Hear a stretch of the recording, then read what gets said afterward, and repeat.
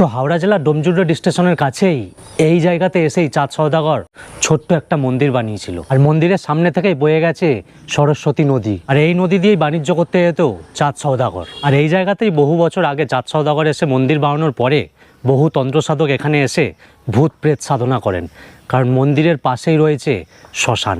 তো নতুন দিন নতুন পথ, ডোমজুড়ে আজ থামা। আর ওয়ান্ডার বিনুর ব্লগে আজ সাথে আছেন তারা মা। জিও কি দিলাম, চলো। তো দেখো, আজকে আমি চলে এসেছি আমাদের ভারতের পশ্চিমবঙ্গ রাজ্যের হাওড়া জেলার ডোমজুর রোড স্টেশন থেকে মাত্র 3.5 কিলোমিটার দূরেই দফরপুরের ধর্মতলাতে। আর এখানেই রয়েছে তারা মায়ের মন্দির। তো জায়গাটা দেখো কতটা সুন্দর লাগছে, চারিদিকে গাছপালা, একদম দারুণ লাগছে। মানে এখানে ডোমজুরের পরিবেশ কিন্তু খুব সুন্দর। এই জায়গাটা ডোমজুর রোড, আর ডোমজুর স্টেশন কিন্তু পুরোপুরি আলাদা।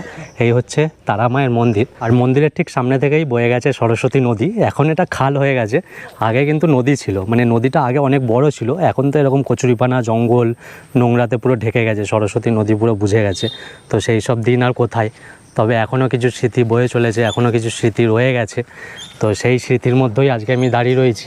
এই হচ্ছে তারা মায়ের মন্দির। তো এই মন্দিরের ইতিহাসটা আগে ছোট করে তোমাদেরকে বলে দিই, তারপরে কিন্তু মন্দিরের ভেতরে ঢুকবো আর সব কিছু তোমাদেরকে দেখাবো। এই জায়গাটা কিন্তু সত্যিই খুব সুন্দর, পরিবেশটা অসাধারণ। আর ডোমজুর রোড, ডোমজুর এইসব জায়গার কিন্তু পরিবেশ সত্যিই ভালো লাগে, কারণটা হচ্ছে চারিদিকে এত গাছপালা, খুবই সুন্দর লাগে। আর এই গাছপালার মাঝে মানে মনটা কিন্তু একদম শান্ত হয়ে যায়। তো আজ থেকে বহু বছর আগে, এটা তো সরস্বতী নদী ছিল, এখন এটা খাল হয়ে গেছে যেটা আমি বলছিলাম। তো আজ থেকে বহু বছর আগে এই নদী থেকেই কিন্তু অনেক বণিকরা বাণিজ্য করতে যেত। তো তার মধ্যে একজন ছিলেন চাঁদ সওদাগর, ঠিক আছে। তো চাঁদ সওদাগর এসে এখানে আগে একটা ছোট্ট মন্দির বানিয়েছিলেন। যখন এখান থেকে যেত, এখানে কিছুক্ষণ ছিলেন, মন্দির একটা বানিয়েছিলেন, ঠিক আছে। তো এখানে মন্দির একটা বানিয়েছিলেন। তো তারপরে বহু তন্ত্রসাধক এসে এখানে কিন্তু মানে ভূত প্রেত সাধনা করে। তো সাধক ফাধক অনেকেরই কিন্তু এখানে মূর্তি করা রয়েছে। আর এই মন্দিরের পাশেই রয়েছে একটা শ্মশান, ঠিক আছে। শ্মশানটাও আমি তোমাদেরকে দেখাচ্ছি। যে সময়ের সাথে সাথে যেমন এই সরস্বতী নদী খালে পরিণত হয়েছে, ঠিক তেমনি সময়ের সাথে সাথে ওই সেই ছোট্ট মন্দির যেটা চাঁদ সওদাগর বানিয়েছিল, সেটাও আস্তে আস্তে ধ্বংসাবশেষ হয়ে যায়, মানে ধ্বংস হয়ে যায়।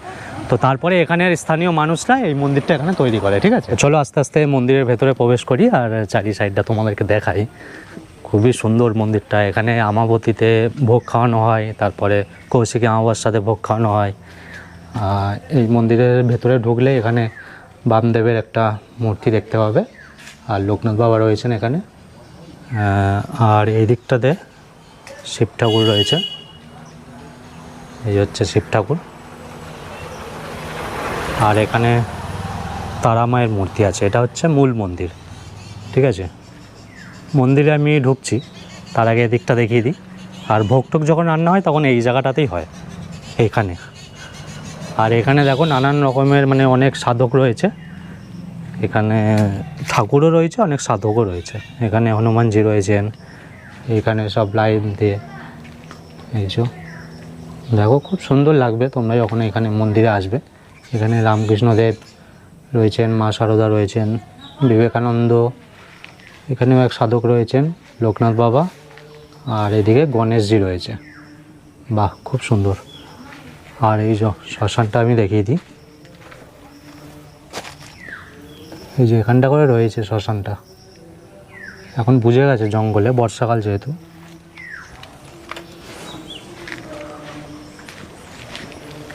আচ্ছা চলো আর মূল মন্দিরে প্রবেশ করি।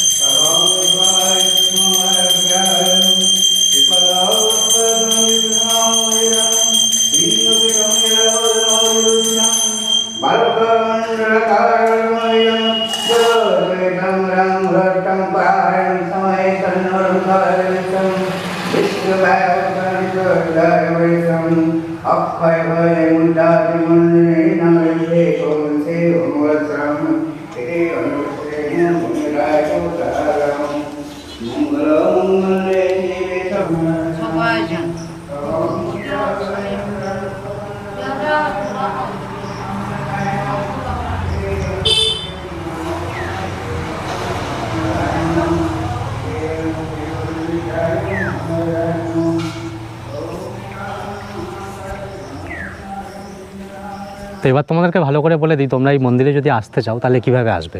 হাওড়া থেকে আমতা লোকাল ধরলেই তোমরা এখানে চলে আসতে পারবে। হাওড়া আমতা লোকাল ধরে ডোমজুর রোড স্টেশনে নামবে। Domjur station, Domjur road station দুটো কিন্তু আলাদা, ঠিক আছে। মাকড়দা থেকেও, মানে মাকড়দা যে স্টেশন আছে ওখান থেকেও এই মন্দিরটা এই 3.5 কিলোমিটার এরকম।